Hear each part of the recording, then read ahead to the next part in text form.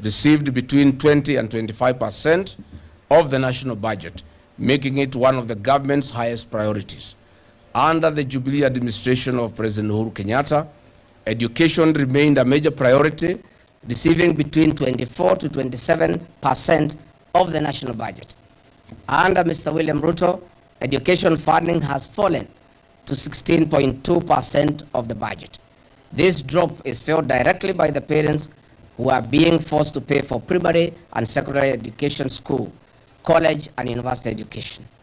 The gains made in free primary and free day secondary school education are all being blown into oblivion. What is the future of our children? Why is this regime at war with our children and our youth? Why are you killing our future?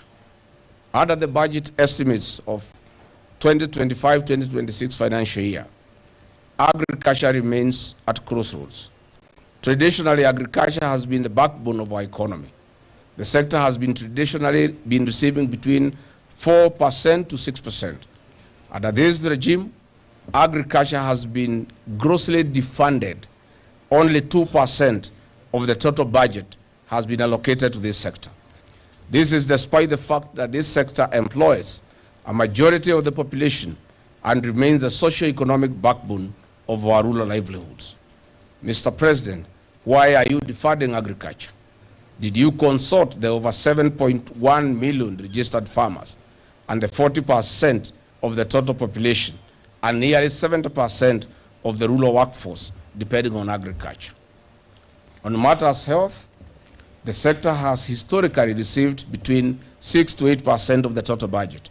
Unfortunately and painfully, under the current budget estimates, the sector has been allocated a portly 3.5% of the total budget. This is despite the fact that Kenyans are paying more taxes and higher share deductions than ever before. What is more important to citizens of any nation if not healthcare? A healthy nation is a wealthy nation.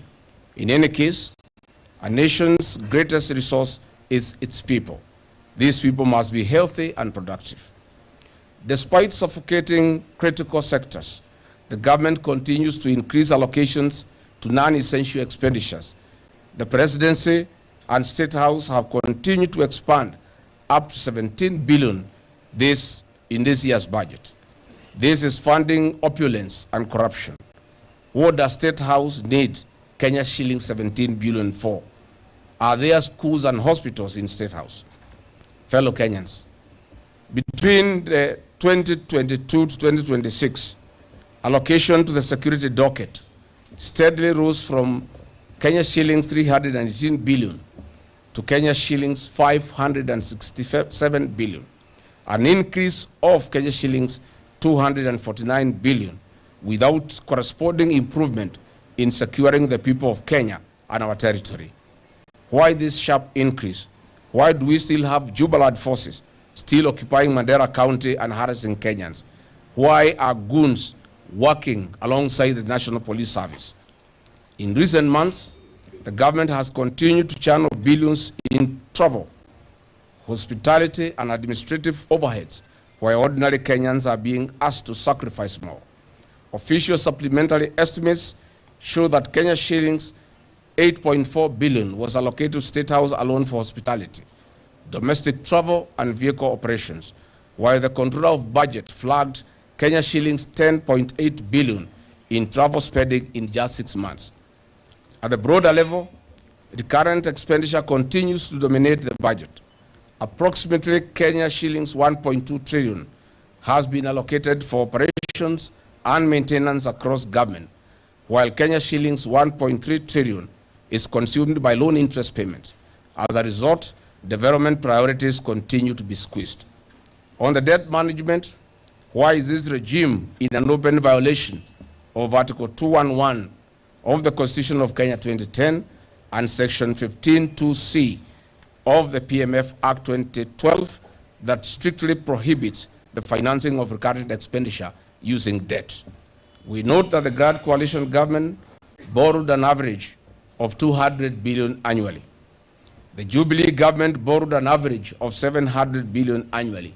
This regime borrows an average of Kenya shillings 1.4 trillion annually with no corresponding development or services. Dear Kenyans, let us now look at the Punitive Finance Bill 2026-2027. This is the worst finance bill in the history of Kenya. It does not deserve the light of the day. The bill is deeply detrimental. It increases heavy taxation pressure, doubles compliance pressure, and escalates household costs. We thought it would have been expanded the economy and cushioned the ordinary mwananchi.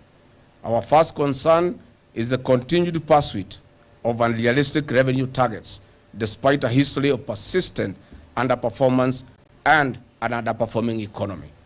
The government